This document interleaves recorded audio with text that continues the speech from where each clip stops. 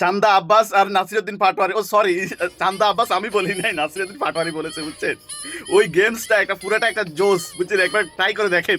ঘুম থেকে উঠে মানুষ নামাজ কালাম পড়ে আল্লাহর নাম নেয়। একজন আছেন, উনি প্রথমে আমার নাম নেন। উনি সকালবেলা উঠে আল্লাহর নাম নিয়েই চাঁদাবাজি শুরু করে। এ আব্বাস সাহেবকে বাঁচাইতে হবে, আব্বাসকে বাঁচাইতে হবে পাটোয়ারির হাত থেকে। পাটোয়ারি বহুত ডেঞ্জার, নাসিরউদ্দিন পাটোয়ারি অনেক ডেঞ্জার, নাসিরউদ্দিন পাটোয়ারি অনেক ডেঞ্জার। এই যে আব্বাস খুশি হয়ে গেছে যে কোনোভাবে চান্দা আব্বাসকে, সরি চান্দা না, মির্জা আব্বাসকে বাঁচাইতে হবে।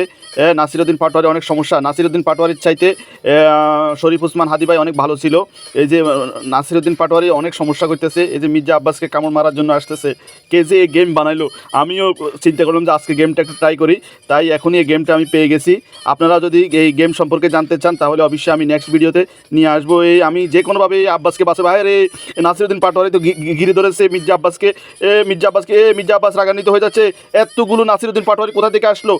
কোনোভাবে আমি পারতেছি না ভাই, আপনারা একটু হেল্প করেন। বিএমপির লোক ভাইয়েরা, বিএমপির ভাইয়েরা আপনারা সবাই আসেন। মির্জা আব্বাসকে যে কোনোভাবে নাসিরউদ্দিন পাটোয়ারির হাত থেকে বাঁচাইতে হবে। নাসিরউদ্দিন পাটোয়ারি হচ্ছে একটা মশা। আরে আমি তো কোনোভাবে একলা, আমি একজন মানুষ, আমি কীভাবে পারি আপনারাই বলেন।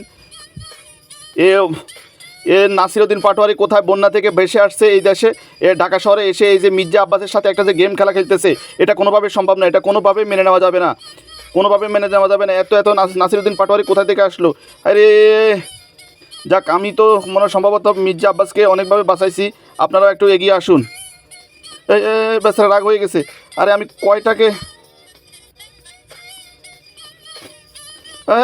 উনি রাগ হয়ে গেছে।